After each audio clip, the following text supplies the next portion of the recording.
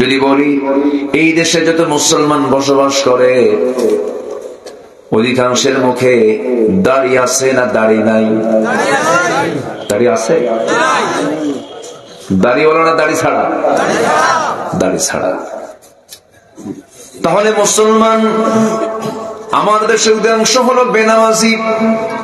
Number 2 হলো দাড়িওয়ালা নাই, দাড়ি ছাড়া মুসলমান বেশি। যদি বলি আমার দেশে যে সমস্ত মুসলমান বসবাস করে কোরআনটাকে সহি করে পড়তে পারে বেশি না কম? কম।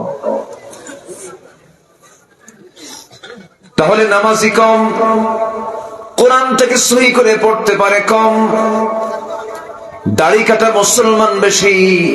আরেকটা প্রশ্ন করবো, এই দেশের মুসলমান অধিকাংশ বিড়ি ছাড়া না বিড়ি খাওয়া? শীতের মধ্যে কমে না বাড়ে?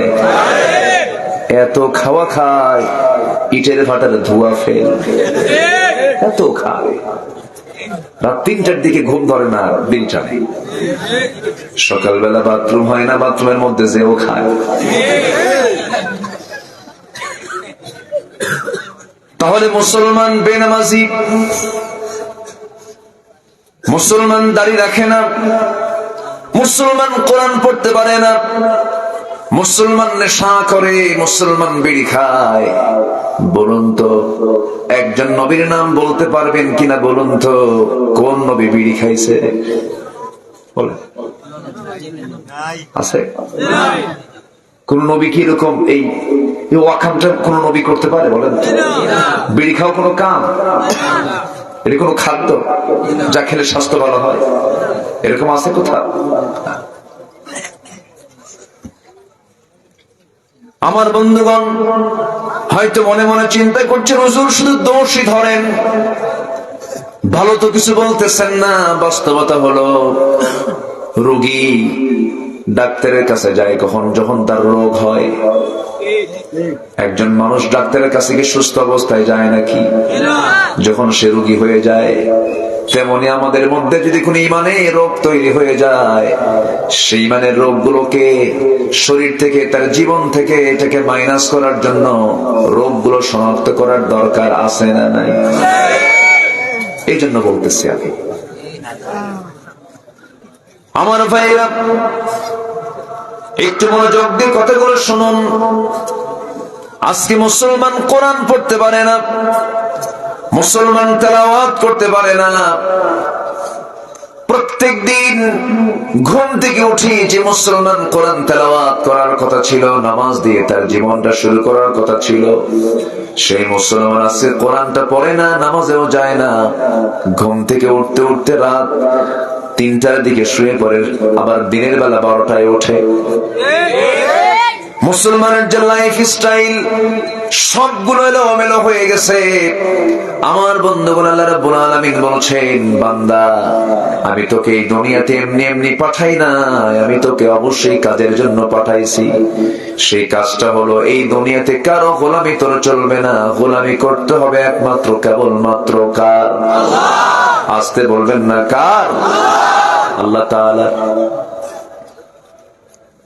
আল্লাহ তাআলা বলছেন, ইয়া আইয়ুহান নাসু উবুদু রাব্বাকুমুল্লাযী খালাকাকুম ওয়াল্লাযীনা মিন ক্বাবলিকুম লাআল্লাকুম তাত্তাকুন।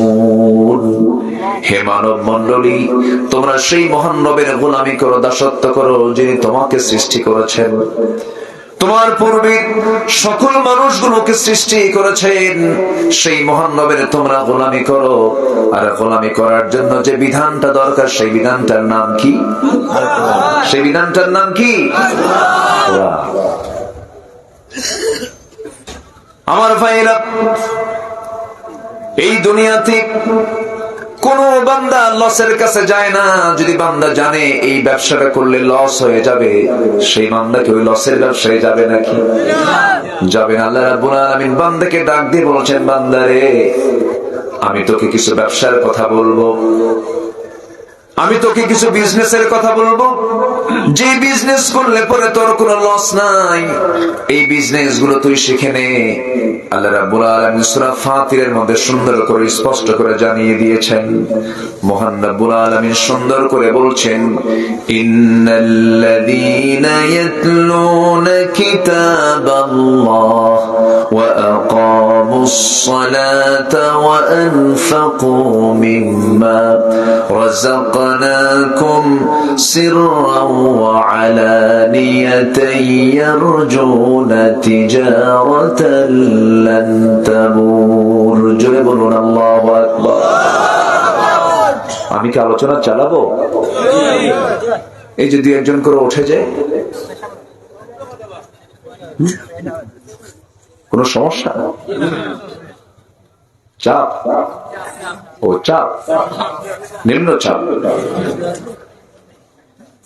যদি খুব সমস্যা হয় একটু বলবেন, কিন্তু মাহফিলের জায়গা থেকে বিনা কারণে বিনা ওজরে ওঠা বসা করা আদবি হবে না বেয়াদবি হবে?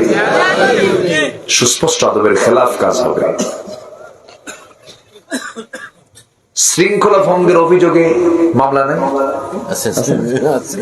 আছে না? 10 বছর তো আরো বেশি দেখছি আমরা, তাই না? শৃঙ্খলা ভঙ্গের অভিযোগে মামলা কিন্তু আছে। এখানে একটা নির্দিষ্ট শৃঙ্খলা আছে না নাই বলেন তো? এখানে আমরা যদি শৃঙ্খলা রক্ষা না করি, ফেরেশতা নাই, তারা কি রেকর্ড করে না? করে। একটু বসি না আমরা। যদি কোরআনের মাহফিলে বসে যদি আপনি মজা না পান, তাহলে ভাবতে হবে ইবলিস আশপাশে খুব ডিস্টার্ব করতেছে। কথা বলছেন না? ইবলিস তো মনে হয় বড় লেখা আসে না, আসে? এখানে বড় লেখা আসে? ইবলিস এমন কোন জায়গা নাই যেখানে যায় না। শুধু বড় লেখা নয়, বিয়ানী বাজারে শুধু নয়, গোটা দুনিয়ায় যেখানে মানুষ আছে সেখানে শয়তান আছে। শয়তান বড় ডেঞ্জারাস। একদিন আল্লাহর পয়গম্বর মুসা আলাইহিস সালামের সামনে শয়তান দাঁড়ায় আছে। জিবরাইল তা দেখে ফেললেন। জিবরাইল বলছেন, ইবলিস তুমি কম্পাউন্ডে নবীর কাছে আসো। ইবলিস বলতেছে, মুসা তো দুনিয়াতে আছে, মুসার যে বাপ আদমকে আমি জান্নাতের মধ্যে গিয়ে ওয়াসওয়াসা দিয়েছি, ফাসুফা ওয়াসওয়াসা লাহুমা ফাযাল্লাহুমা শাইতান। শয়তান দুজনকে পদস্খলন করেছিল, আমার আব্বা এবং আম্মা। প্রত্যেকটা মানুষের ভিতরে ব্যবসার প্রতি একটা টান আছে। ব্যবসার ইংরেজি হলো বিজনেস, আরবিটা হলো তিজারা। আরবি কি? তিজারা, বিজনেস, ব্যবসা। ব্যবসার নাম শুনলে মানুষের একটা আকর্ষণ জন্ম হয়। আল্লাহ রাব্বুল আলামিন এখানে বান্দাকে আকৃষ্ট করে বলছেন, বান্দা এমন একটা বিজনেসের কথা বলবো যে কাজগুলো করলে পরে সেই বিজনেসে কোনো লস নাই। জোরে বলি সুবহানাল্লাহ। দুনিয়ার বিজনেসে লাভও আছে, লসও আছে। লসের চিন্তা মাথায় নিয়ে বান্দা ব্যবসায় নামে। এই ব্যবসায় লসও হতে পারে, লাভও হতে পারে, কিন্তু আল্লাহ বলছেন, বান্দার আমি তোকে এমন কিছু আমল শিখিয়ে দেবো যে আমল গুলো করলে পরে সেই বিজনেসে কোনো লস হবে না, সেই ব্যবসায় কোনো লস হবে না। সেই ব্যবসার পুঁজি হলো 3টা। সেই ব্যবসার পুঁজি কয়টা বলেন? 3টা পুঁজি। 3টা পুঁজি আমরা আজকে একটা একটা করে শিখে যাব। যদি সময় লাগে আমাকে সময় দিতে রাজি আছেন তো? জোরে বলি ইনশাআল্লাহ। আল্লাহ রাব্বুল আলামিন বলছেন, ইন্নাল্লাযীনা ইয়াতলুনা কিতাবাল্লাহ। নাম্বার 1 হলো যারা আল্লাহর কালামকে সুন্দর করে যারা তেলাওয়াত করবে। আজকের সমাজে তেলাওয়াত বেশি না গান বেশি?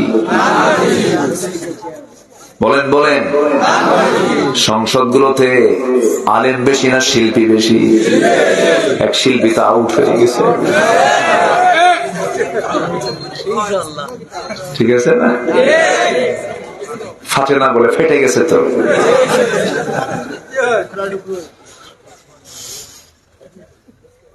আমার বন্ধুগণ,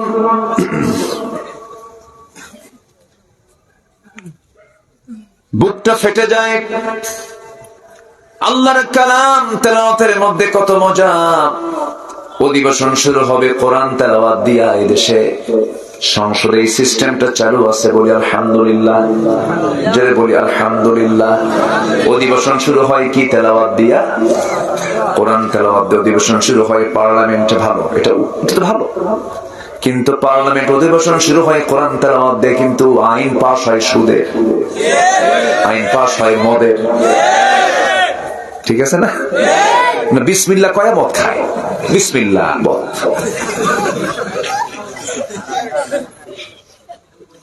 রাগ করতেছেন নাকি আপনারা? আমার ভাইরা, সেই অধিবেশন শুরু হবে, নিজের কান সাক্ষী শুনতে পেলাম এক অধিবেশনে কারি সাহেব যায় নাই, কোরআন তেলাওয়াত দিতে শুরুই করতে হবে। স্পিকার মহোদয় একজন পার্লামেন্টারিয়ানকে বললেন তেলাওয়াত করেন, অধিবেশন শুরু করা যাচ্ছে না। তেলাওয়াত করতেছে কেলহি আল্লাহ আহাদ। শয়তান কই তোরছে আমার তেলাওয়াত ভালো আছে। এই হলো নেতার তেলাওয়াত।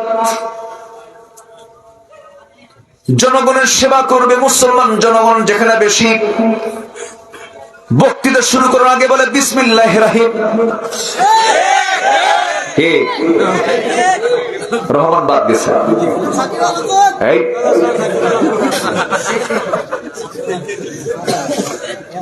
আমার বন্ধুগণ বিসমিল্লাহ বলতে পারে না, সালাম দিতে পারে না, আল্লাহর কালাম তেলাওয়াত করতে পারে না। আল্লাহ বলছেন শোনো, ব্যবসায়ী যদি লাভবান হতে চাও, এক নম্বরে তোমার পুঁজি হলো আল্লাহর কালামকে সুন্দর করে তেলাওয়াত করো।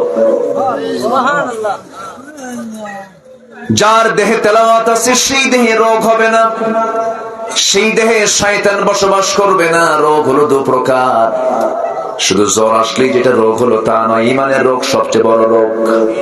ইমানের রোগ আছে না নাই বলেন? ইমান আছে, কিন্তু ইমানটা রোগাক্রান্ত আছে না? আছে। ইমানদারের রোগ কি? ইমানদারের রোগ হলো ইমানদার ইমান আনছে ঠিক, কিন্তু শিরকের কাজ করে, বেদাতের কাজ করে, মাজার দেখলেই মাথা খারাপ হয়, খেলে সেজদা মারে। আছে না? আছে না? আছে না? আছে নাকি এগুলো? এখানে নাই। সেজদা দেওয়া যাবে না, কিন্তু আপনি সিলেটে যান, কোথায় ইয়েমেন দেশ থেকে আসলেন শাহজালাল ইয়ামিনী রাহমাতুল্লাহ আলাইহি, নিঃসন্দেহে বড় একজন আল্লাহওয়ালা ছিলেন। আমার ভাইরা, আমার বন্ধুগণ, শাহজালাল ইয়ামিনী রাহমাতুল্লাহ আলাইহি এই গোটা সিলেট জনপদকে শিরক মুক্ত করার জন্য, বেদাত মুক্ত করার জন্য রাজা গৌর গোবিন্দের বিরুদ্ধে মোকাবেলা করে গোটা অঞ্চলকে শিরক মুক্ত করে এই অঞ্চলকে তিনি দিনকে বিজয়ী করার জন্য কালিমার পতাকা তিনি উড্ডীন করেছিলেন, দিনের বিজয় এনেছিলেন। তার মিশন, তার ভিশনটা কি ছিল? ইয়েমেন থেকে এসে তিনি এখানে দিন প্রচারের কাজে নিয়োজিত করলেন নিজের জীবনটাকে। দিনকে কায়েম করলেন, জীবন বাজি রাখলেন, শাহাদত বরণ করলেন, দুনিয়া থেকে বিদায় নিলেন। তিনি শিক্ষা দিয়ে গেলেন কি, আর তার মাজারে যাবেন, কবরে যাবেন, অবস্থাটা কি? কিছু মাজারের কিছু খাদেম নামের কিছু ডাকাত আছে। খাদেম নামের কি এরা? ডাকাত। এইরকম মোষ দেখে ভয়ও লাগে, মনে হয় শয়তান দেখতে ওইরকম। সে মোষ গুলো কি হাইব্রিড জাতের, 2.5 ইঞ্চি মোটা, ভিটামিন সমৃদ্ধ মোষ মোটা। সালাদ চট পড়ে আছে। কিসের চট? সালাদ চট। সালাদ চট পড়ে থেকে ভণ্ডামি করছি, গাঁজা খায়, আবার বলে গাঁজা নাকি বেহেশতের গাছ। নাউযুবিল্লাহ, গাঁজা নাকি বেহেশতের গাছ। এই বদমাইশি গুলো করে, ওই মাজারে গিয়ে সেজদা দেয়। আবার কিছু মূর্খ লোক আছে, হেল্পার ট্রাক চালাচ্ছে, ড্রাইভারকে বলে বস থামেন, সামনে মাজার শরীফ, একটু ব্রেক দেন। ব্রেক দিয়া কসকস 100 টাকার নোটটা বের করে মাজারে দিয়ে গেল, দিয়ে আসলো। যারে দিল, মাজারে দিল, সেই লোকটা মরা না তাজা? টাকা দরকার মরা মানুষের না তাজা মানুষের? মরা লোককে টাকা দিয়ে আসলো, সে আপনার কোন উপকার করতে পারবে না। আপনার যত উপকার, যত কল্যাণ করতে পারবেন তিনি আমার কে বলেন? আসতে বলেন না, তিনি আমার কে? এই সমস্ত কাজগুলো যারা করে এরা হচ্ছে, এগুলো হচ্ছে ইমানের রোগ। ইমান রোগ আক্রান্ত হয়ে পড়ে। কিছু রোগ আছে যে রোগ ইমানে ধরলে পর ইমানটাই বাজেয়াপ্ত। যদি কোনো বান্দা ইমানের দাবি করে কিন্তু শিরকের কাজ করে, তার ইমানটা বাজেয়াপ্ত হয়ে যাবে, জান্নাত তার জন্য বাজেয়াপ্ত হয়ে যাবে। ওমাই ইউশরিক বিল্লাহ ফাকাদ হারামাল্লাহু আলাইহিল জান্নাহ, যে ব্যক্তি শিরক করবে তার জন্য জান্নাতটা হারাম হয়ে যাবে। আমার বন্ধুগণ, এই জন্য ইমানদারের 1 নাম্বার কাজ হলো কোরআনটাকে সুন্দর করে তেলাওয়াত করা। ইমাম ইবনুল কাইয়িম রাহমাতুল্লাহ আলাইহি তিনি বলেছেন, কোরআনের কোন হক যদি আদায় করতে চাও কয়েকটা কাজ তোমাকে করতে হবে। নাম্বার 1 হলো কিরাআত, সুন্দর করে পড়তে হবে, সুন্দর সুরে পড়তে হবে। কোরআনের সুর আছে না নাই বলেন? আসতে বলবেন না, আছে না নাই? মন থেকে আপনি একটু জিজ্ঞাসা করবেন, গান শুনতে শুনতে বিরক্ত লেগে যায়, গান বারবার শুনতে মন চায় না, কিন্তু আল্লাহর কালাম সূরা ফাতিহা দিয়ে সারা জীবন নামাজ পড়েছেন, কোনদিন কি বিরক্ত লাগে নাকি? বিরক্ত লাগে না?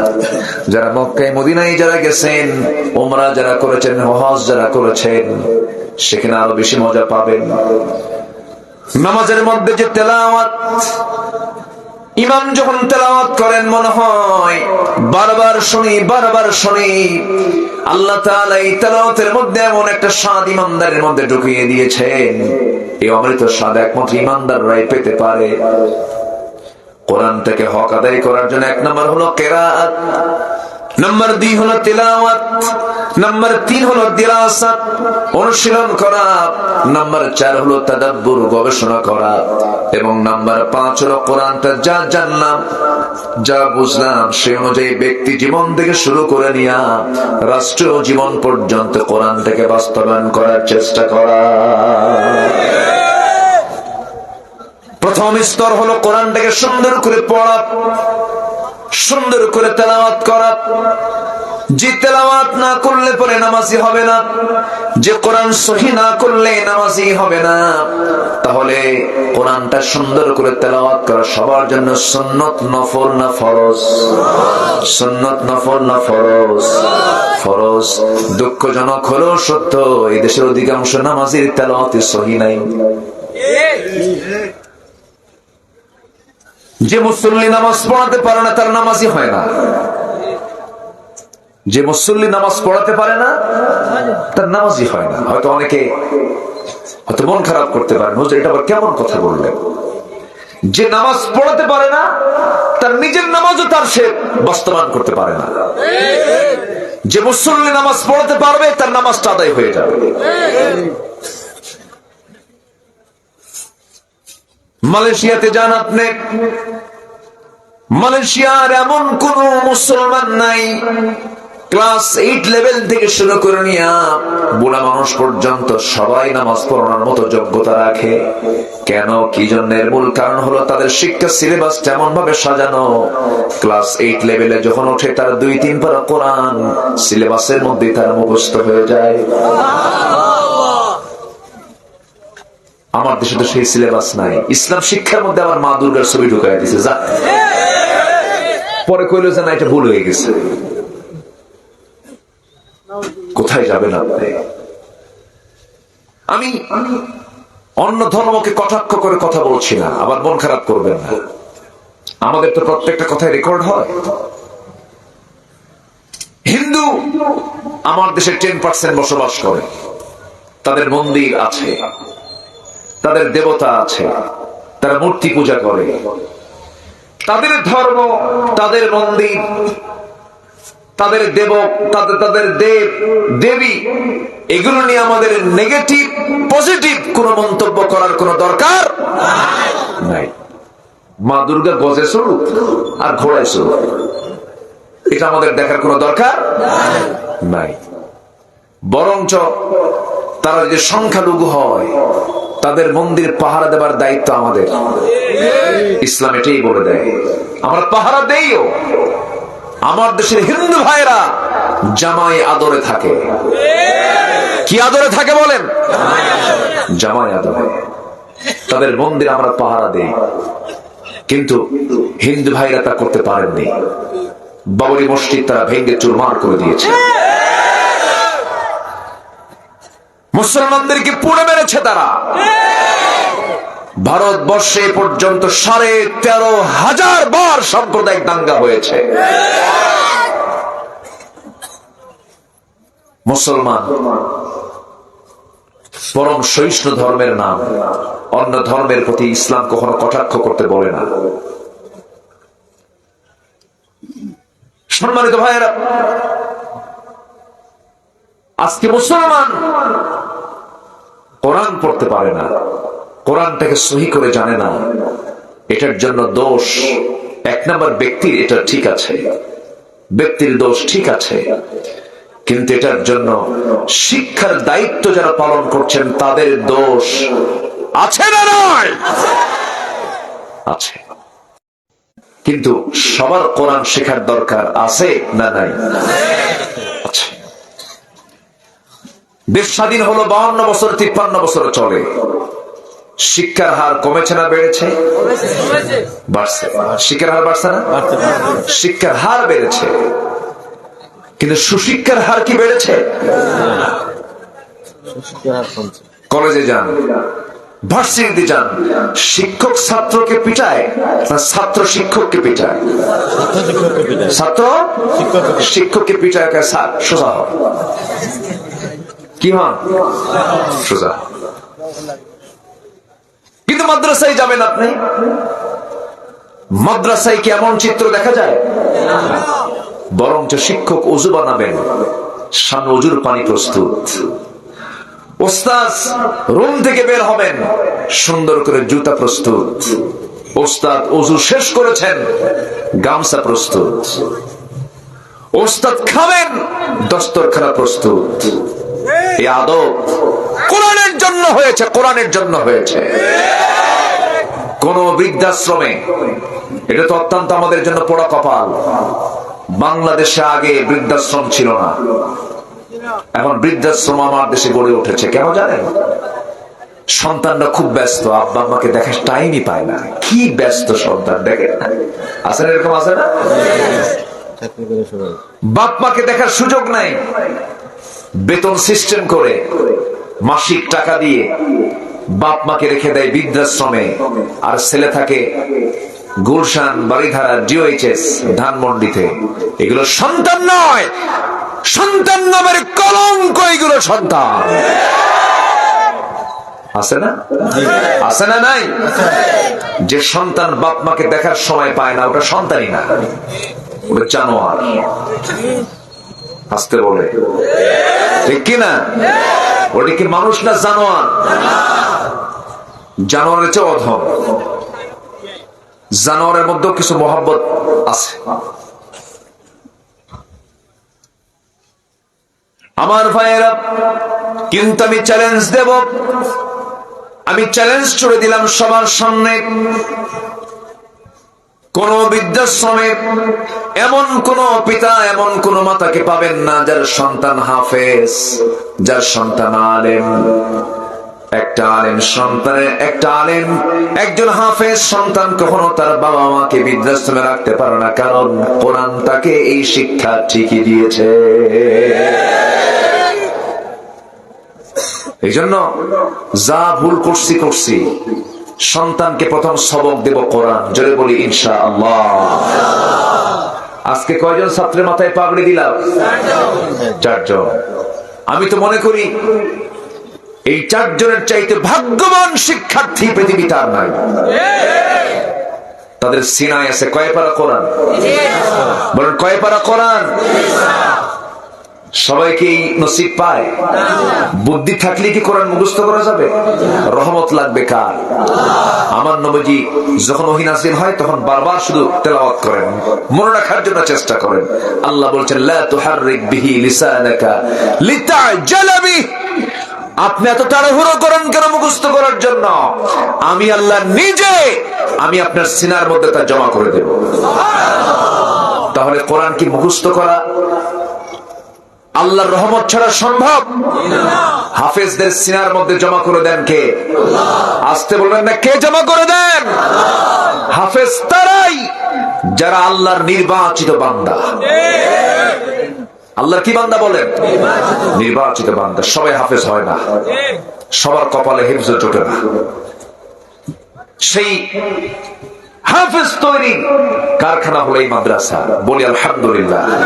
এই যে তার হলো ইঞ্জিনিয়ার, কারিগর, হাফেজ বানানোর কারিগর আমার আব্দুল আলিম ভাই, আমার জুনাইদ ভাই লন্ডন থেকে এসেছেন শুধু এই মাহফিলকে বাস্তবায়ন করার জন্য। তাদের নেতৃত্বে এই প্রতিষ্ঠানটা চলছে। শুধু কানাইঘাট থেকে সেখানে হাফেজ হলে হবে না, এই বিশ্রামানদের প্রত্যেকটি ঘর থেকে আমি হাফেজ দেখতে চাই। কষ্ট পাচ্ছেন নাকি আপনারা? হাফেজ থাকতে হবে ঘরে ঘরে, রহমত হবে ঘরে ঘরে। আলহামদুলিল্লাহ বলেন, জোরে বলি আলহামদুলিল্লাহ। বলে কি জানেন, হাফেজ হয়ে কি হবে? মাদ্রাসায় পড়ে কি ভাত পাবে? দেখছেন, এই কথা যে বলবে তার কি ঈমান আছে না গেছে? তার কি ঈমান আছে না গেছে? তার ঈমান চলে গেছে, তার ঈমান থাকবে না। কি খাবে, কি পড়বে, এই দায়িত্ব কি আপনার না আল্লাহ? আসতে বলে, এই দায়িত্ব কি আপনার আমার না আল্লাহর? আমরা যখন পৃথিবীতে আসি নাই তখন আমাকে খাওয়াইছেন কে? আমি যখন মার পেটে ছিলাম কয় মাস? আসতে বললেন না, কয় মাস? কে খাওয়াইছে? বলেন। পৃথিবীর কোন খাদ্য মন্ত্রী ওই জায়গায় গেছে? কেউ তো আমাকে খাওয়ায় নাই। আমার আল্লাহ তাআলা এত সুন্দর করে খাওয়ানোর বন্দোবস্ত করে দিয়েছেন। মার তারের সাথে আমার তারের জোড়া লাগায় দিয়েছেন। মার মাসিক অসুখকে বন্ধ করে দিয়া আমাকে এমন সুন্দর করে খাওয়ার জন্য প্রস্তুতি নিয়ে নিলেন আল্লাহ রাব্বুল আলামিন। 9টা মাস 10টা মাস পেশাব পায়খানার প্রয়োজন হলো না। মার পেটে ছিলাম 10টা মাস। আল্লাহ রাব্বুল আলামিন তিলে তিলে আমাকে বড় করেছেন। চোখের জায়গায় চোখ দিয়েছেন, কানের জায়গায় কান দিয়েছেন। আল্লাহ তাআলা আমাকে আবর্ষণ করে দুনিয়া থেকে, মরা করে দুনিয়া থেকে পাঠিয়ে দিতে পারতেন। আল্লাহ তাআলা কত করুণা করে মাথা থেকে পা পর্যন্ত এমন সুন্দর করে বানিয়ে দিয়ে বান্দাকে বলছেন, বান্দা আমি তোর এমন রব, ওই মার পেটের ভিতরে তোর জন্য যা কিছু প্রয়োজন ছিল সবকিছু আয়োজন করে প্রাণ সঞ্চার করে দিয়া দীর্ঘ 10টা মাস আমি তোর পিছনে মেহনত করে পরিশ্রম করে সুস্থ করে এই দুনিয়াতে আমি তোকে শিশু আকারে পাঠায়া দিয়েছি। জোরে বলেন সুবহানাল্লাহ। কে চালাইছে? আচ্ছা, মার পেটে খাওয়া সহজ না দুনিয়াতে এসে খাওয়া সহজ? সহজ কোনটা? মার পেটে খাওয়া সহজ। মার পেটে খাওয়া কি সহজ? সহজ আল্লাহ করে দিয়েছেন দেখে। মার পেটে যিনি ব্যবস্থা করতে পারেন খাবারের, তিনি কি দুনিয়ার জীবনে খাবারের ব্যবস্থা করতে পারেন না? পারেন না? বলেন। আমাকে খাওয়ান কে? একটু জোরে বলতে, আমাকে খাওয়ান কে? আমাকে চালান কে? হয়তো অনেকে বলবেন, আল্লাহ আমাকে কেমনে খাওয়ায় আমি যদি না খাই? আপনি খান না মানে? আপনাদের খান সর্বক্ষণ। আপনার নাকের ডগায় একটা খাবার আছে, তার নাম হলো অক্সিজেন। নাকের ডগায় খাবারটা কে দিয়েছেন? বলেন তো, কোন খাবার আগে দরকার, নাকেরটা না মুখেরটা? কোন খাবার আগে দরকার, নাকেরটা না মুখেরটা? নাকেরটা, যেটা এসেনশিয়াল, একদম নাকের ডগায় খাওয়ায় দিচ্ছেন। সুবহানাল্লাহ বলেন। যে বলে আল্লাহ আমারে খাওয়ায় কেমনে, তার নাকটা চিপে ধরবেন। দেখ আল্লাহ খাওয়ায় কি খাওয়ায় না। যেরকম সুবহানাল্লাহ, কি সুন্দর করে তিনি খাওয়ান। তিনি শুধু আমাকে আপনাকে খাওয়ান না, সকল প্রাণীকে তিনি খাওয়ান। ছোট্ট ছোট্ট প্রাণী থেকে শুরু করে বৃহৎ প্রাণী পর্যন্ত, ছোট্ট মাছি থেকে শুরু করে নিয়ে হাতি পর্যন্ত সমস্ত প্রাণীর খাবারের দায়িত্ব কার?